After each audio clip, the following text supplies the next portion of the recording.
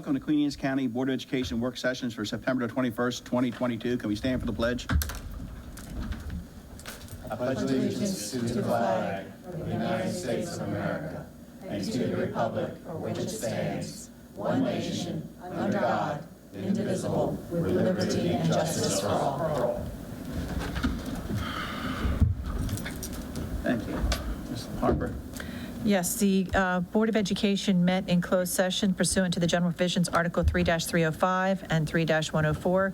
The Board of Education of Queen Anne's County met in a closed session to discuss the appointment, employment, assignment, promotion, discipline, demotion, compensation, removal, resignation, or performance evaluation of appointees, employees, or officials over whom this public body has jurisdiction, and any other personnel matter that affects one or more specific individuals. Thank you, Mr. Smith. Thank you. You've had a chance to review the agenda. Kind of motion for approval. Motion to approve the agenda as presented. Second.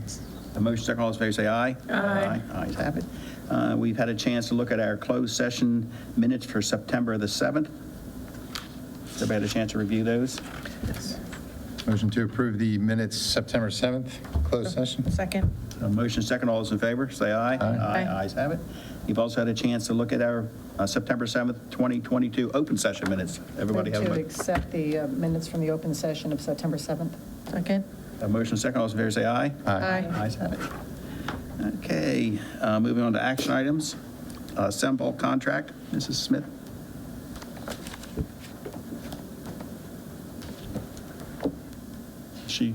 Jolene Smith, I'm looking at Dr. Sprinkle. is she? Or we can do something, I can move to another one. Do you just want to do it? Yeah, it's fine. Yeah. She can take care of it.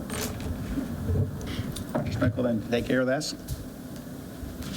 There must have been a miscommunication in there somewhere. My apologies. No problem. I can pull that up for you, Dr. Sprinkle, if you'd like to reference it on the screen. Does she want me to hand this to her so she can look at it? I think Kenny's going to pull it up for her. She read it better.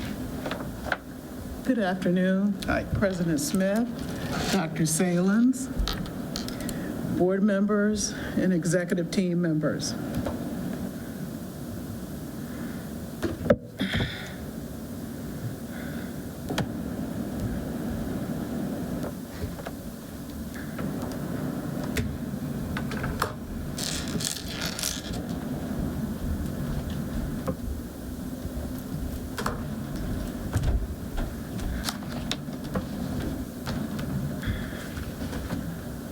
The Sunbelt contract.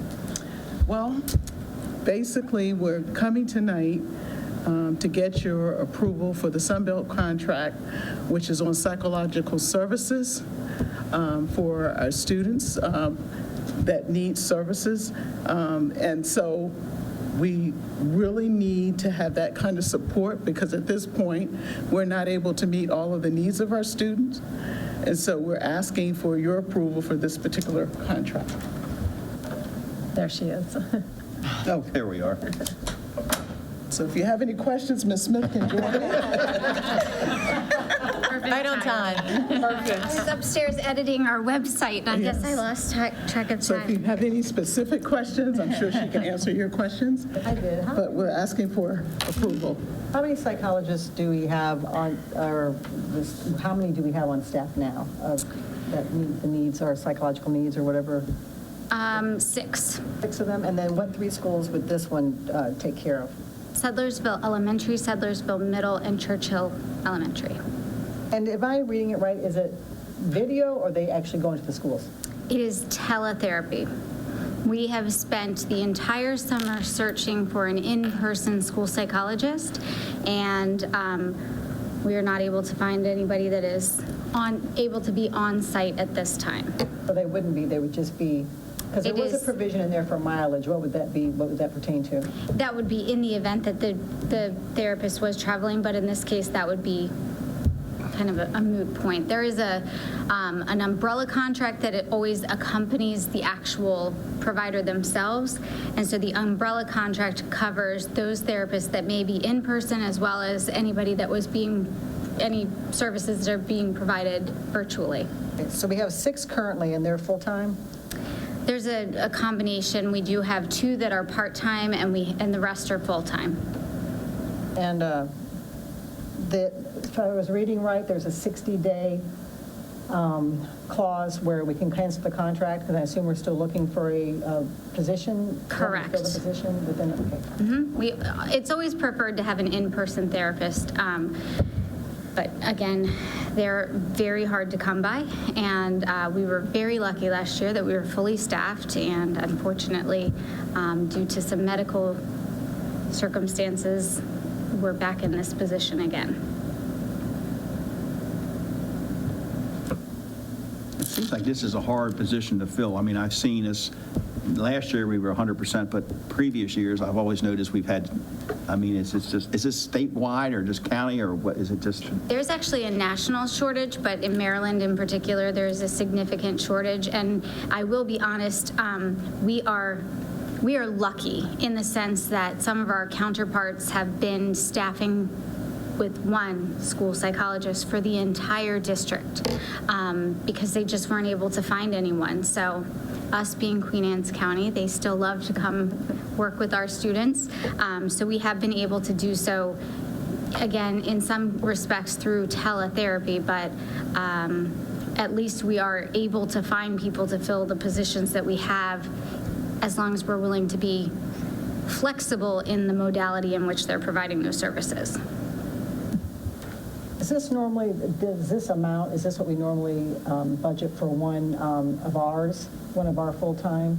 It is, because this also encompasses additional, it encompasses all the fixed charges, health insurance, et cetera, that we would be paying if it were our direct hire. It's a little bit higher because you do also have contractual fees that are in that we have to incur, things like, paying for the agency, paying for recruiters, et cetera.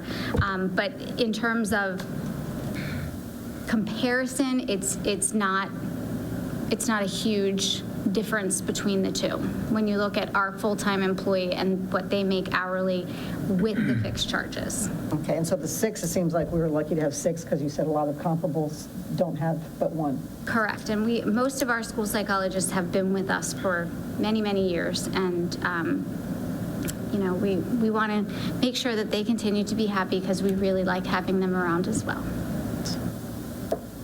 Any other board members? Mr. Smith, may I make a motion to approve the Sunbelt staffing contract for school psychology services, fiscal impact dollar amount of $127,000. Budget source is the unrestricted operating budget of 2022-2023.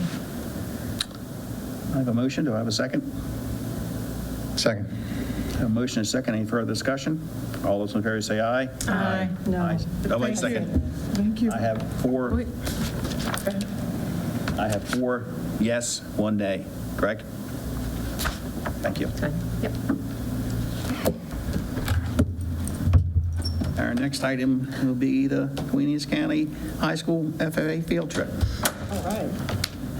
A good one. Love the jackets, ladies.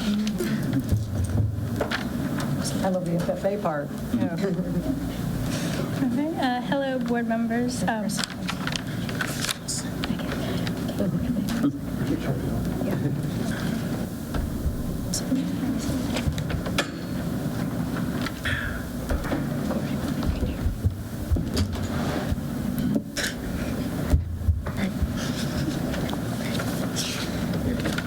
Hello, board members. We are here on behalf of the Queenies County FFA chapter. So we're going to start by introducing ourselves. I'm Emily Crossley. I'm the president of the FFA, and I'm a senior at the high school.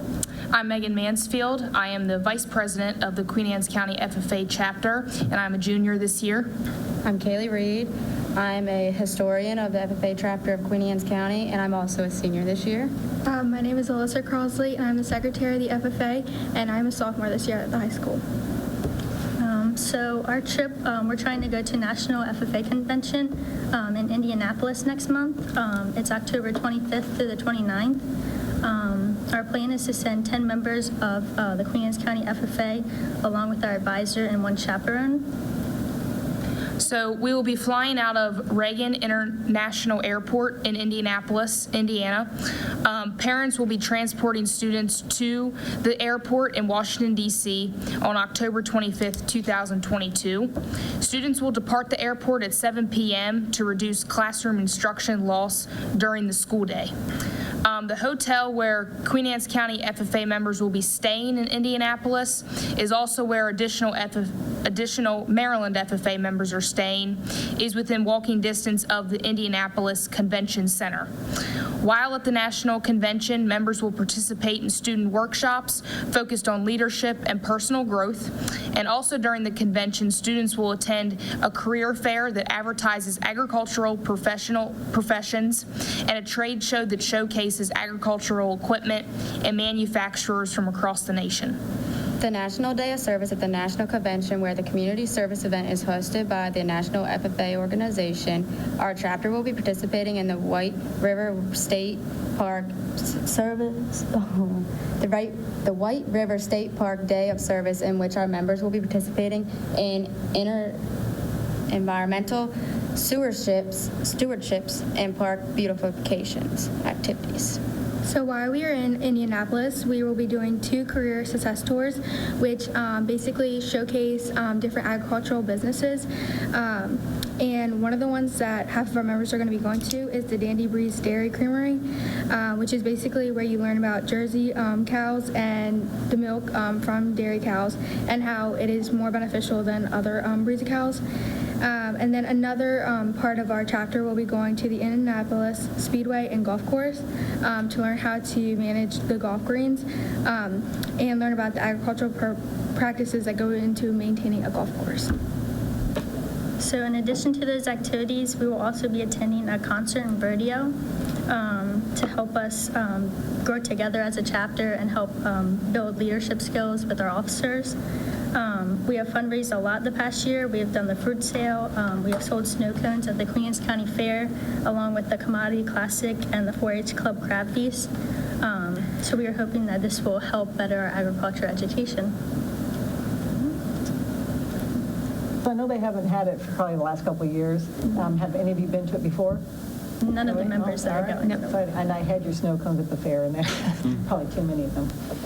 Well, congratulations, ladies. I haven't seen a presentation by students in a very, very long time, and I congratulate you. I mean, so succinct and matter of fact, and I hope, that you have a wonderful time besides just all the things that you're going to be learning. My brother-in-law is a bovine vet, so I would love to hear how you feel about the Jersey cows. You'll have to promise to come back and give us a little mini presentation love that. about your adventure. Yep. And I know your advisors back here, I understand there's mostly ladies going, but there are 3 males. So your chaperones have 1 male and 1 female chaperone there.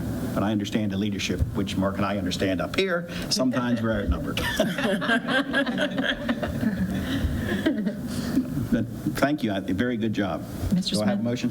Mr. Smith, may I make a motion to approve the trip for the Queen Anne's County High School FFA overnight trip to the National FFA Convention in Indianapolis, fiscal impact dollar amount of $10,500 and $500 for a substitute budget source, the QACHS FFA account. Second.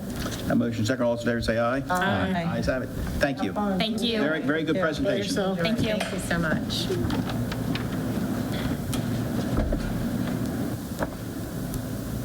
Those are nice jackets. They were better from the back.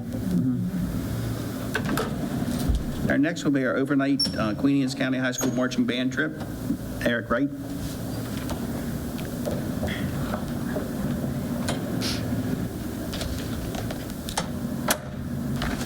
Good evening. I am really excited to be able to be here and present this opportunity, an opportunity that the Queen Anne's County High School Marching Lions Band has not had the opportunity to attend for the past 2 years with everything that's been going on.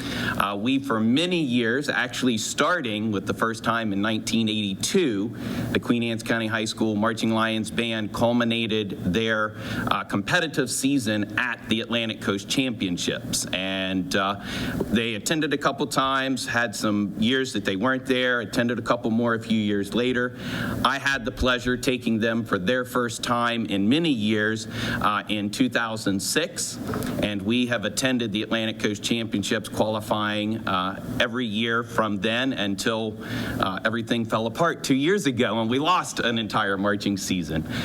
So this year, things are back on in a regular fashion, just even within our competitive realm, back to a full panel of judges and the normal feedback and the critique that we get to go into as directors to get the feedback on what we take back to our kids as we prepare from one week to the other. So we're really looking forward to finally some sense of normalcy just within our whole competitive realm. So we are starting our season this weekend at Lake Forest High School and looking for permission to attend the Atlantic Coast Championships in November up at Hershey Park Stadium. Of course, it's interesting as we prepare things, we keep telling them certain levels of going to the press box, and we always have to tell them, but when we get to November, the press box at Hershey Park Stadium is not the top of the press box at Queen Anne's County High School. Take that about 10 times, and that is where we have to push that sound to the judges up there. So we would leave in the morning of Sunday, November the 6th, because our group classification would compete in the evening, afternoon, evening time, and then the awards then usually historically end up being around 8 or 9 o'clock in the evening by the time all of the bands do their performances. And they also do a senior recognition where they actually put the seniors from each band together, and they march that class into the stadium to be recognized, and that is also where they offer the TOB scholarship that our kids have the opportunity to apply for.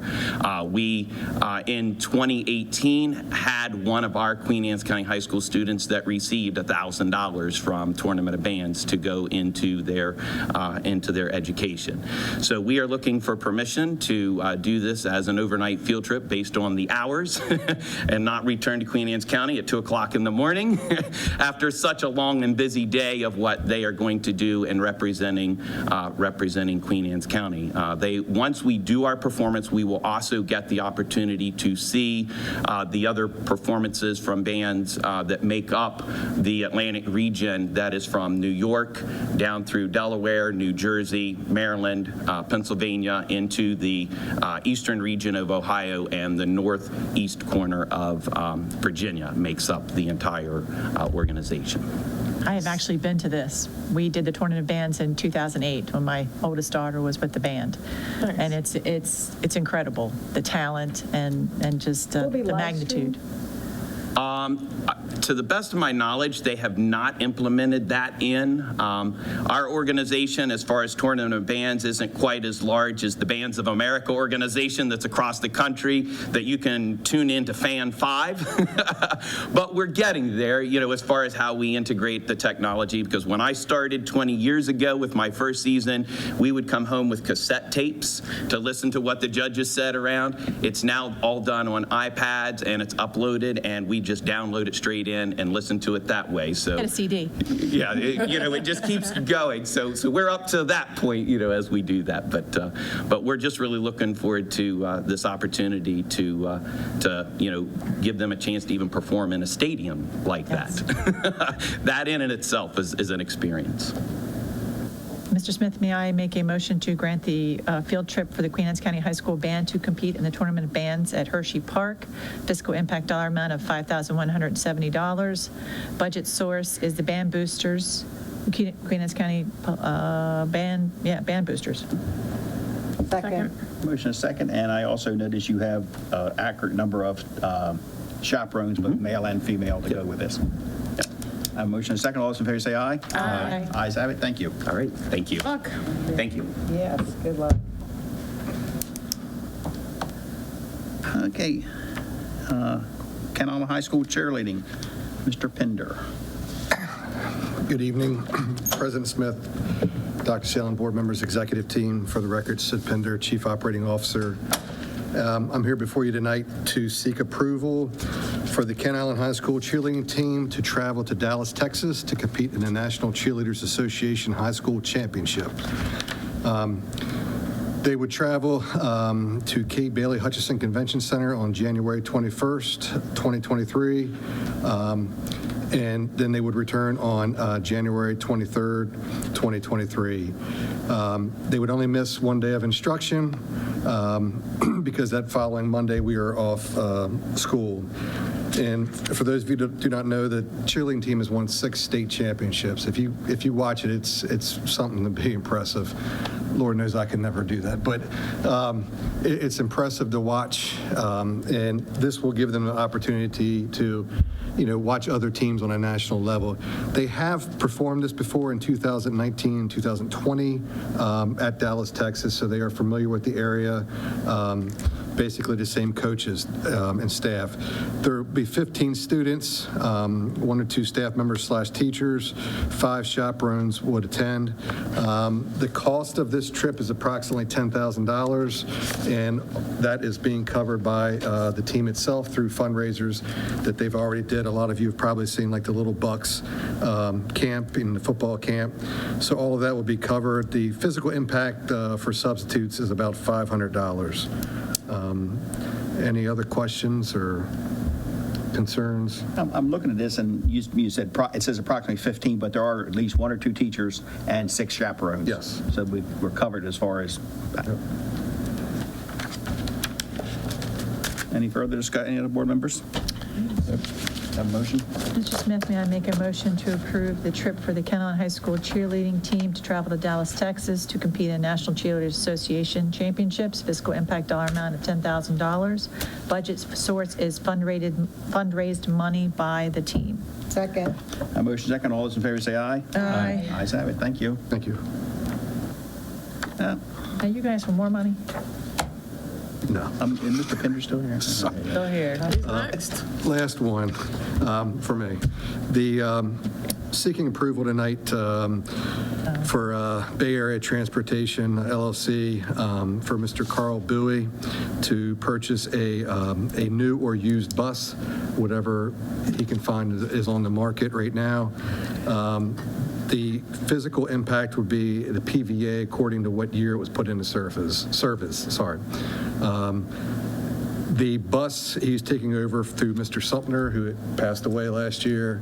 That bus was then sold, so he is currently using a rental bus, and he is looking to, have his own full-time bus to put onto that fleet. So again, depending on the market, the PVA would be based upon the year the bus went into service. So if it was 2017, we would go back to that rate back then. If it was 2022, we would go to the current rate. And then it also the rate plus the term. Yes, sir. Okay. Any other questions by the board? Mr. Smith, may I make a motion for the approval of Mr. Carl Bowie of Bay Area Transportation LLC to purchase a new or used bus for the replacement of number 2010. Fiscal impact dollar amount is the PVA, depending on what year. Second. Motion second. All those in favor say aye. Aye. Ayes have it. Thank you. Thank you, sir. Ms. Towers?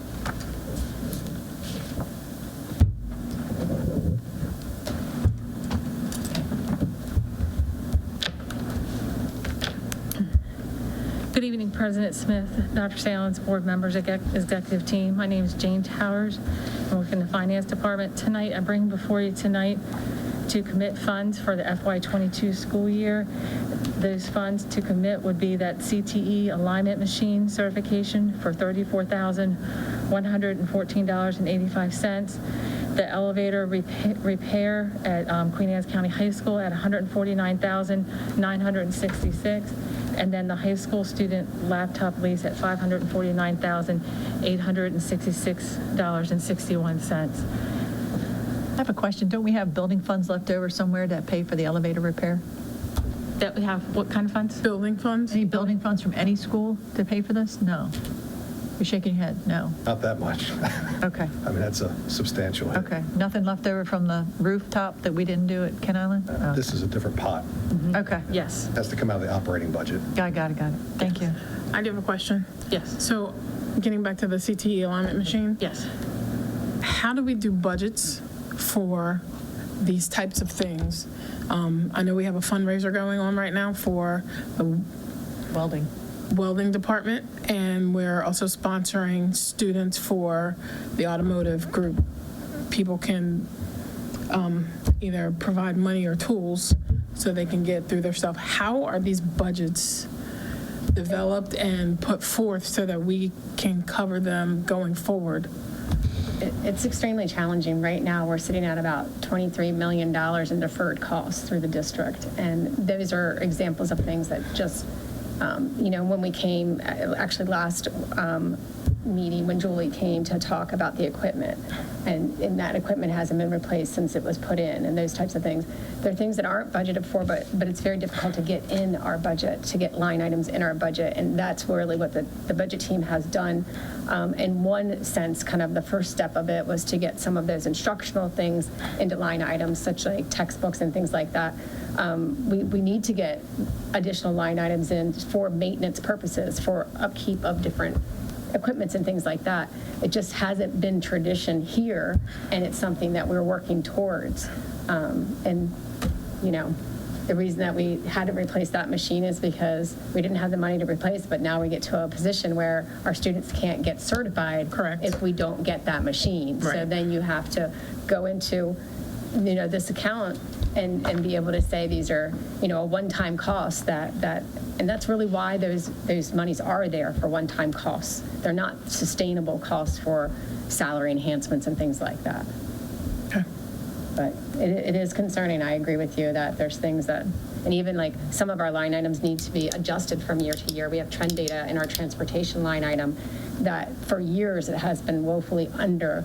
And now we really, this year, we need to inflate it because we're going to continuously be in the deficit as we get out of every school year in transportation if we don't, and it's called really looking at actuals. So you look at your trend data and what is the actual cost of doing business for that category, and then you have to inflate it. But we do remember that we only have one pot of money, right? And so we have to live within that pie, and how much do we give, so it's kind of a balancing game. We've always been out of numbers with the out-of-county transfers. We've always been, and every year's in that count. Yes. And I agree, and that account continues to be a large sum. A large sum of money every single year.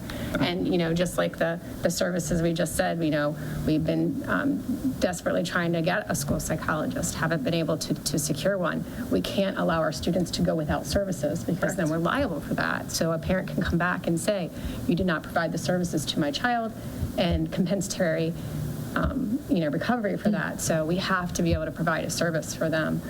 While it's not the ideal service that we would want, it wouldn't be our number one pick, but it still does put us in compliance with meeting student needs as it relates to, the services that they provide. So, Does COMAR have a certain number of, because to be in compliance, what does COMAR say that we need to, okay. that to be compliant, that we need to provide? Is there a certain number?